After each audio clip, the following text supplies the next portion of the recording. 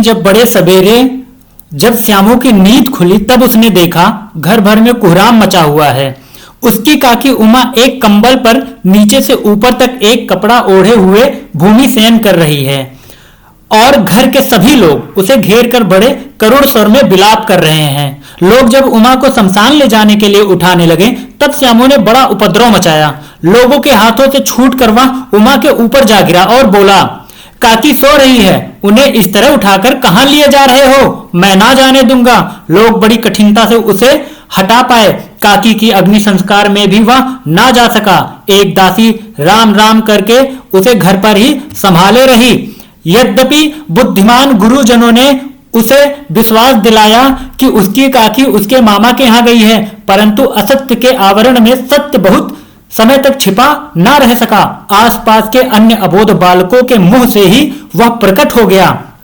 यह बात उससे छिपी ना रह सकी कि काकी और कहीं नहीं ऊपर राम के यहाँ गई है। काकी के लिए कई दिन तक लगातार रोते रोते उसका रुदन तो क्रमशः शांत हो गया, परंतु शोक शांत ना हो सका।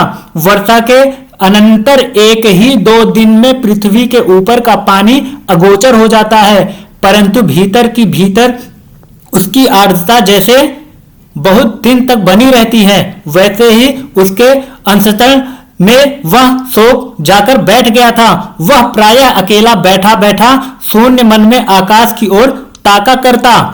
एक दिन उसने ऊपर एक पतंग उड़ता देखा। ना जाने क्या सोचकर उसका हृदय एकदम खिल उठा। विश्वेश्वर के पास जाकर बोला, काका मुझे पतंग मंगा दो। पत्नी की मृत्यु के बाद से विश्वेश्वर अन्यमनस्क रहा करते थे। अच्छा मंगा दूंगा कहकर वे उदास भाव से और कहीं चले गए। श्यामू पतंग के लिए बहुत उत्कंठित था। वह अपनी इच्छा किसी तरह रोक ना सका। एक जगह खूंटी पर विश्वेश्वर को कोट टंगा हुआ था। इधर उधर देखकर उसने उसके पास स्टूल सरका कर रखा और ऊपर चढ़कर कोट की जेबें टटोली। उनमें से एक चवन्ने का आविष्कार करके तुरंत वहां से भाग गया। सुखिया दासी का लड़का भोला श्यामू का स्वयं वयस्क साथी था। श्यामू ने उसे चवन्नी देकर कहा, अपनी जीजी से कहकर चुपचाप एक पतंग और डोर मंगा दो। देखो खूब अकेले में लाना, कोई जान ना पावे। पतंग आई। एक अंधेरे घर में उसने डोर बांधी जाने लगी। श्यामू ने धीरे से कहा, भोला किसी से ना कहो तो एक बात कहूं।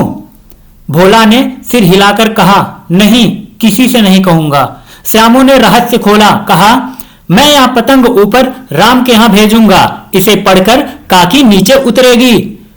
मैं लिखना नहीं जानता, नहीं तो इस पर उनका नाम लिख देता। भोला श्यामू से अधिक समझदार था। उसने कहा, बात तो बड़ी अच्छी सोची, परंतु एक कठिनता है। यह डोर पतली है, इसे पकड़कर काकी उतर नहीं सकती। इसके टूट जाने का डर है। पतंग में मोटी रस्सी हो तो सब ठीक हो जाएगा। श्यामू गंभीर हो गया। मतलब यह बात लाख रुपए की सुझाई गई है, परंतु कठिनता यह थी कि मोटी रस्सी कैसे मंगाई जाए।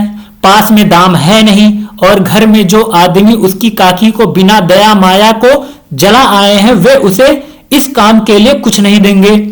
इस दिन श्यामू को चिंता के मारे बड़ी रात तक नींद नहीं आई। पहले दिन की तरकीब से दूसरे दिन उसने विश्वेश्वर के कोट से 1 रुपया निकाला, ले जाकर भोला को दिया और बोला, देख भोला किसी को मालूम ना होने पाए, अच्छी अच्छी 2 रस्सियां मंगा दे। एक रस्सी ओछी पड़ेगी, जवाहर भैया से मैं यहां कागज पर काकी लिखवा लूंगा, नाम की चिट रहेगी तो पतंग ठीक उन्हीं के पास पहुंच जाएगी। 2 घंटे बाद प्रफुल्ल मन से श्यामू और भोला अंधेरी कोठरी में बैठे बैठे पतंग में रस्सी बांध रहे थे। अकस्मात शुभ कार्य में विघ्न की तरह उग्र रूप धारण किए विश्वेश्वर वहां आ घुसे। भोला और श्यामू को धमकाकर बोले, तुमने हमारे कोट से रुपया निकाला है? भोला सकपकाकर एक ही डांट में मुखबिर हो गया।